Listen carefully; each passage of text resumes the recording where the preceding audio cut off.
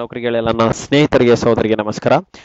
ಈ video which is important to DCET 2024 ಸ್ಟೂಡೆಂಟ್ಸ್ಗಾಗಿ ಮಾಡ್ತಾ ಇದ್ದೀನಿ ಗೆಳೆಯರೆ.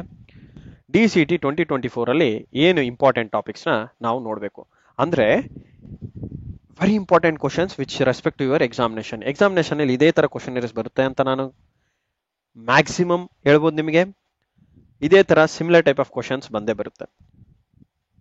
DCET 2024ಗೆ ಪ್ರಿಪೇರ್ ಮಾಡಬೇಕಿರೋಂಥ ಕ್ವಶನ್ ಯಾವ ತರ ನಾನು ನಮ್ಮ ಸ್ಟೂಡೆಂಟ್ಸ್ ಹತ್ರ ಡಿಸ್ಕಸ್ ಮಾಡಿರೋ ಹಾಗೆ ಕೆಲವು ಇಂಪಾರ್ಟೆಂಟ್ ಕ್ವಶನ್ ನ ಇಲ್ಲಿ ನಿಮ್ಮ ಮುಂದೆ ತರಲಿಕ್ಕೆ ಇಷ್ಟಪಡ್ತೀನಿ. ಹಾಗೂ ಯಾರ್ಯಾರು ನನ್ನ ಚಾನಲ್ನ ಮೊದಲದಾಗಿ ನೋಡ್ತಾ ಇದ್ದೀರಾ, ನನ್ನ ಚಾನಲ್ನ ಸಬ್ಸ್ಕ್ರೈಬ್ ಮಾಡ್ಕೊಳ್ಳಿ. ಸಬ್ಸ್ಕ್ರೈಬ್ ಮಾಡ್ಕೊಳ್ಳೋದ್ರಿಂದ ನಾನು ಹಾಕೋ next all types of important questionnaires ನಿಮಗೆ ತಲುಪುತ್ತೆ. ಸೊ ದಟ್ ನೀವು ಅದನ್ನ ಇಮಿಡಿಯೇಟ್ ಆಗಿ ವಾಚ್ ಮಾಡ್ಕೋಬಹುದು ಗೈಸ್.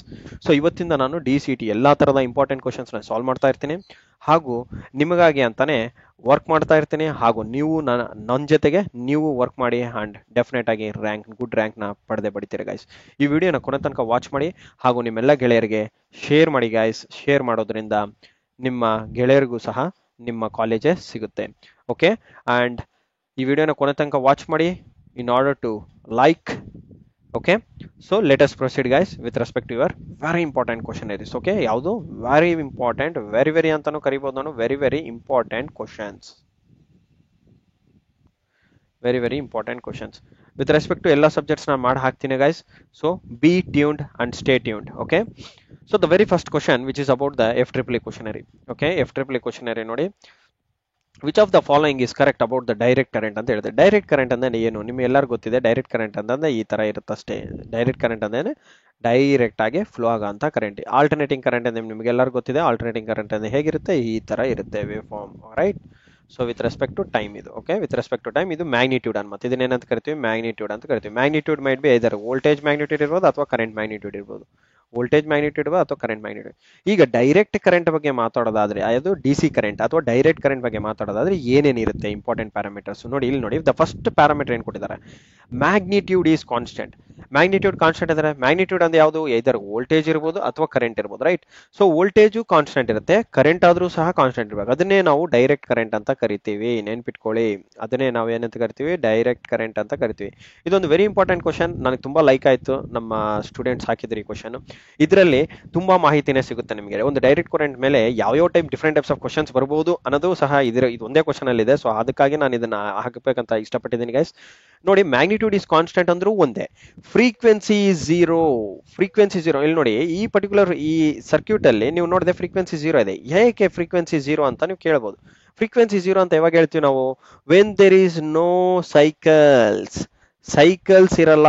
ಈ ತರ ಇರ್ಬೋದು ಸೈಕಲ್, ಈ ಟ್ರಯಾಂಗಲ್ ಫಾರ್ಮ್ ಅಲ್ಲಿ ಇರ್ಬೋದು, ರೆಕ್ಟಾಂಗಲ್ ಫಾರ್ಮ್ ಅಲ್ಲಿ ಇರ್ಬೋದು, ಪಲ್ಸಸ್ ಫಾರ್ಮ್ ಅಲ್ಲಿ ಇರ್ಬೋದು. ಇವೆಲ್ಲ ಏನ್ ಸೈಕಲ್ ಇಂದ ಪಾಸಿಟಿವ್ ಸೈಕಲ್ ಇರುತ್ತೆ, negative cycle, positive cycle, negative, positive negative, positive negative, ಈ ತರ ಇರುತ್ತೆ. ಓಕೆ, ಒಂದು ಸೈಕಲ್ ಒಂದು ಗ್ರಾಫ್ ಹಾಕೊಂಡು ನೀವು ಪಾಸಿಟಿವ್ ನೆಗೆಟಿವ್ ನ ಹಾಕೊಂತ ಹೋದ್ರೆ ಮೇಲೆ ಪಾಸಿಟಿವ್ ಸೈಕಲ್, ಒಂದು negative, positive negative, positive negative, ಈ ತರ ಬರ್ತಾನೆ ಇರುತ್ತೆ. ಓಕೆ, ಪಾಸಿಟಿವ್ ನೆಗೆಟಿವ್, ಇದನ್ನ ನಾವು ಏನಂತ ಕರಿತೀವಿ, ಸೈಕಲ್ ಅಂತ ಕರಿತೀವಿ. ಒಂದು ಪಾಸಿಟಿವ್ ಒಂದು ನೆಗೆಟಿವ್ ಕಂಪ್ಲೀಟ್ ಆದ್ರೆ ಅದು ಒಂದು ಸೈಕಲ್ ಅಂತ ಕರಿತೀವಿ. ನೆನ್ಪಿಟ್ಕೊಳ್ಳಿ, ಒಂದು ಪಾಸಿಟಿವ್ ಆಸ್ ವೆಲ್ ಆಸ್ ಒಂದು ನೆಗೆಟಿವ್ ಸೈಕಲ್ ಇದೆ, ಅದು that is called as one cycle. ಈ ತರ ಎಷ್ಟು ಸೈಕಲ್ಸ್ ನಾವು ಒಂದು ಸೆಕೆಂಡ್ ಅಲ್ಲಿ ಮಾಡ್ತೀವಿ ಅಂದ್ರೆ ಆ magnitude either it my B voltage magnitude, ಇದು ವೋಲ್ಟೇಜ್ ಇರ್ಬೋದು ಅಥವಾ ಕರೆಂಟ್ ಮ್ಯಾಗ್ನಿಟ್ಯೂಡ್ ಇರ್ಬೋದು. ಓಕೆ, ವೋಲ್ಟೇಜ್ ಮ್ಯಾಗ್ನಿಟ್ಯೂಡ್ ಇರ್ಬೋದು ಅಥವಾ ಕರೆಂಟ್ ಮ್ಯಾಗ್ನಿಟ್ಯೂಡ್ ಇರ್ಬೋದು. ವಿತ್ ರೆಸ್ಪೆಕ್ಟ್ ಟು ಟೈಮ್ ತಗೊಂಡಿದ್ದಾಗ ಒಂದು ಸೆಕೆಂಡ್ ಅಲ್ಲಿ ಎಷ್ಟೆಲ್ಲ ನಾವು ಪ್ರೊಡ್ಯೂಸ್ ಮಾಡಕ್ ಆಗುತ್ತೆ ಏನು ಸೈಕಲ್ಸ್ನ ಅನ್ನೋದು ನಾವು ಫ್ರೀಕ್ವೆನ್ಸಿ ಅಂತ ಕರಿತೀವಿ.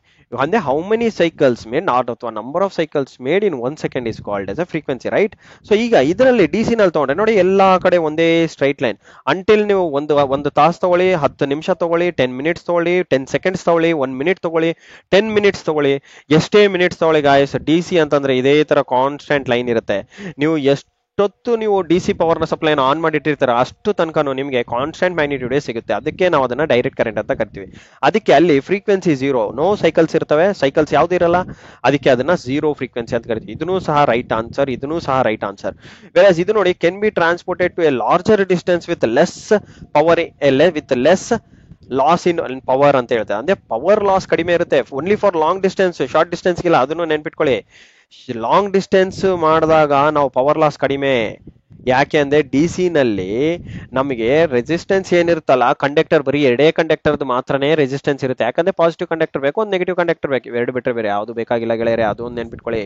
ಸೊ ಅದಕ್ಕಾಗಿನೇ ನಾವೇನಂತ ಹೇಳ್ತೀವಿ, ಏನಂತ ಹೇಳ್ತೀವಿ, ಡಿ ಸಿ ಅಂತಂದ್ರೆ ನಮಗೆ can be transported to a large distance with less power ಅಂತಂದ್ರೆ ಇದನ್ನ ನಾವು ಈ ತರ ಸಿಸ್ಟಮ್ ನಾವು ಎಚ್ ವಿ ಡಿ ಸಿ ಅಂತ ಕರಿತೀವಿ. ಅದನ್ನು ಒಂದು ಟರ್ಮ್ ನೆನ್ಪಿಟ್ಕೊಳ್ಳಿ, ಏನು high voltage direct current transmission system, H V D C transmission ಅಂತ ಕರೀತಾರೆ. ಇದು ನೀವು ಮೇ ಬಿ ನಾಳೆ ಇಂಜಿನಿಯರಿಂಗ್ ಹೋದಾಗ ಕಲಿಬಹುದು. ಬಟ್ ಡಿ ಸಿ ಅಂತಂದ್ರೆ ಇದನ್ನು ಸಹ one of the important point. ಆದ್ಮೇಲೆ ಫ್ಲೋಸ್ ಇನ್ ಒನ್ ಡೈರೆಕ್ಷನ್, ಈ ತರದ್ನ ನಾವು ಯೂನಿ ಡೈರೆಕ್ಷನ್ ಅಂತ ಕರಿತೀವಿ. ಏನಂತ ಕರಿತೀವಿ? ಯೂನಿ ಡೈರೆಕ್ಷನ್. ಯೂನಿ ಡೈರೆಕ್ಷನ್ ಅಂದ್ರೆ always flows in one direction, either forward direction ಅಥವಾ ಬ್ಯಾಕ್ವರ್ಡ್ ಡೈರೆಕ್ಷನ್, ಬಟ್ ಒಂದೇ ಡೈರೆಕ್ಷನ್. ಎರಡು ಡೈರೆಕ್ಷನ್ ಅಲ್ಲಿ ಫ್ಲೋ ಆಗಲ್ಲ. ಹೇಗೆ? ಇಲ್ಲಿ ನೋಡಿ, ಇಲ್ಲಿ ಪಾಸಿಟಿವ್ ಡೈರೆಕ್ಷನ್ ಅಲ್ಲಿ ಫ್ಲೋ ಆಗುತ್ತೆ, ಇಲ್ಲಿ ನೆಗೆಟಿವ್ ಡೈರೆಕ್ಷನ್. ಇಲ್ಲಿ ಬರೀ ಪಾಸಿಟಿವ್ ಕರೆಂಟ್ ಅಷ್ಟೇ, ಒಂದೇ ಡೈರೆಕ್ಷನ್. ಸೊ ಅದಕ್ಕೆ ನಾವು ಇದನ್ನ ಆಲ್ವೇಸ್ ಯೂನಿ ಡೈರೆಕ್ಷನಲ್ ಫ್ಲೋ ಅಂತ ಕರಿತೀವಿ. ಓಕೆ, ಅದಕ್ಕಾಗಿ ಈ ಪರ್ಟಿಕ್ಯುಲರ್ ಕ್ವಶನ್ ಅಲ್ಲಿ ಆನ್ಸರ್ಸ್ ಎಲ್ಲಾನು ರೈಟ್ ಇರೋ ಕಾರಣದಿಂದ ಆಲ್ ಆಫ್ ದಿ ಅಬೋವ್ ಅಂತ ಇರಬೇಕಿತ್ತು, ಆ ಆಪ್ಷನ್ ಇಲ್ಲ. ಬಟ್ ಈ ಕ್ವಶನ್ ಇಂದ ನೀವು ಏನ್ ಲರ್ನಿಂಗ್ ಆಗುತ್ತೆ, ಈ ತರ ಕ್ವಶನರೀಸ್ ಅಲ್ಲಿ ಬಂದಿರುವಂತ ಆಪ್ಷನ್ಸ್ ಎಲ್ಲೇ ಕಂಡ್ರು ಸಹ ಡೈರೆಕ್ಟ್ ಕರೆಂಟ್ ಬಗ್ಗೆ ಯಾವ್ದು ಕರೆಕ್ಟ್ ಅಂತ ಕೇಳಿದ್ರೆ ಇವು 4 ಎಲ್ಲೇ ಇದ್ರು ಸಹ ಒಂದಿತ್ತಂತಂದ್ರೆ ಅದನ್ನ ಟಿಕ್ ಮಾಡ್ಬಿಡಿ, ಬೇರೆ ಚಿಂತನೆ ಮಾಡಕ್ ಹೋಗ್ಬೇಡಿ. ಓಕೆ, ಅಂಡ್ ಇನ್ನೂ ಒಂದು ನೋಡ್ಕೊಳ್ಳಿ, ಇದರಲ್ಲಿ ಎರಡೂ ಸಹ ಕೊಡ್ಬೋದು, ಬೋತ್ ಎ ಅಂಡ್ ಬಿ ಅಂತಾನು ಕೇಳ್ಬೋದು ನಿಮ್ಗೆ, ಅವಾಗೂ ನೀವು ಸೀರಿಯಸ್ ಆಗಿರ್ಬೇಕು. ಸೊ ಕ್ವಶನ್ ಅದಕ್ಕೆ ಹೇಳ್ತಾರೆ, ಒಂದ್ಸಲ ಕ್ವಶನ್ ಕೊಟ್ಟಾಗ ಎಲ್ಲಾ ಆಪ್ಷನ್ಸ್ ನ ರೀಡ್ ಮಾಡಿ ಗೆಳೆಯರೆ. Do not Hari in and make your self ಬರಿ. ಓಕೆ, ಹರಿ ಮಾಡಕ್ ಹೋಗ್ಬೇಡಿ. ಅದಕ್ಕೆ ಎಲ್ಲ ಆಪ್ಷನ್ಸ್ ನ ರೀಡ್ ಮಾಡಿ. ಫಸ್ಟ್ ಆಪ್ಷನ್ ಗೊತ್ತಿದೆ, ಇದೇ ಕರೆಕ್ಟ್ ಅಂತ ಹೇಳಿ ಟಕ್ ಅಂತ ಇಮಿಡಿಯೇಟ್ ಟಿಕ್ ಮಾಡಬಾರ್ದು. ಯಾಕಂದ್ರೆ ನಿಮ್ಗೆ OMR ಕಾಪಿ ಇರುತ್ತೆ, ರೌಂಡ್ ಆಫ್ ಮಾಡಬೇಕು. ಒಂದ್ಸಲ ರೌಂಡ್ ಮಾಡಿದ್ರೆ ಅಂತಂದ್ರೆ ಮುಗೀತು, ಅರ್ಧ ರೌಂಡ್ ಮಾಡಿದ್ರೆ ಮುಗೀತು, ಆ ಆನ್ಸರ್ ಮತ್ತೆ ನೀವು ಚೇಂಜ್ ಮಾಡಕ್ಕಾಗಲ್ಲ. ಇದೊಂದು ಮಿಸ್ಟೇಕ್ಸ್ ಕಾಮನ್ ಆಗಿ ಎಲ್ಲ ಹುಡುಗರು ಮಾಡ್ತಾರೆ OMR ಅಲ್ಲಿ, OMR ಕಾಪಿ ಅಂತಂದ್ರೆ. ಸೊ ಅದಕ್ಕಾಗಿ ನೀವೇನ್ ಮಾಡ್ಬೇಕು, ತುಂಬಾ ಕೇರ್ಫುಲ್ ಆಗಿರ್ಬೇಕು when you are choosing OMR or right answers. Next question ನೋಡಿ, ರೇಟೆಡ್ ಕರೆಂಟ್ ಆಫ್ MCB ಎಷ್ಟು? MCB ಅಂದ್ರೆ ಏನು? Miniature circuit breaker. ಇವೆಲ್ಲ ಸರ್ಕ್ಯೂಟ್ ಬ್ರೇಕರ್ ಅಲ್ಲಿ ಬರುವಂತಹ ಒನ್ ಆಫ್ ದಿ ಕ್ಯಾಟಗರೀಸ್. ಯಾವುದು? MCB, MCCB, ELCB, okay, RCCB, ಮತ್ತೆ RCB ಅಲ್ಲ, ರಾಯಲ್ ಚಾಲೆಂಜರ್ಸ್ ಬೆಂಗಳೂರು ಅಲ್ಲ, RCCB ಅಂದ್ರೆ ರೆಸಿಡ್ಯೂಯಲ್ ಕರೆಂಟ್ ಸರ್ಕ್ಯೂಟ್ ಬ್ರೇಕರ್ ಅಂತ ಹೇಳಿ, earth leakage circuit breaker, MCCB ಹಾಗೂ MCB ಇವೆಲ್ಲ ಸರ್ಕ್ಯೂಟ್ ಬ್ರೇಕರ್ ಕ್ಯಾಟಗರೀಸ್. ಇವಾಗ ಓಕೆ, ಈ ಕ್ಯಾಟಗರೀಸ್ ಗೊತ್ತಾಯ್ತು ನಮಗೆ. MCB ಇದು ರೇಟಿಂಗ್ ಎಷ್ಟು ನೋಡಿ? ರೇಟೆಡ್ ಕರೆಂಟ್ ನಾವು ಯೂಶುವಲ್ ಆಗಿ ಏನ್ ಹೇಳ್ತೀವಿ, 0.5 ಆಂಪ್ಸ್ ಇಂದ ಹಿಡಿದು 125 ಆಂಪ್ಸ್ ತನಕ ಡಿಸೈನ್ ಮಾಡಿರ್ತಾರೆ ಗೈಸ್. ಇದು ನಮ್ಮ ಸ್ಟ್ಯಾಂಡರ್ಡ್ MCB ರೇಟಿಂಗ್. ನಮಗೆ 125 ಆಂಪ್ಸ್ ತನಕ ಸಿಗುತ್ತೆ ರೇಟೆಡ್ ಕರೆಂಟ್. ಸೊ ಈಗ ಆಪ್ಷನ್ ಯಾವ್ದು ಚೂಸ್ ಮಾಡ್ಬೇಕು ನಾವು? ಇಲ್ಲಿ ನೋಡಿ ಏನ್ ಕೊಟ್ಟಿದ್ದಾನೆ, less than 10 amps. Less than 10 amps ಇದೆ MCB. Okay, less than 10 amps ಇದೆ. ಬಟ್ ಮ್ಯಾಕ್ಸಿಮಮ್ ರೇಟೆಡ್ ಕರೆಂಟ್ ಯಾವ್ದು ಅಂತ ಕೇಳ್ತಿದ್ದಾನೆ ಅವನು.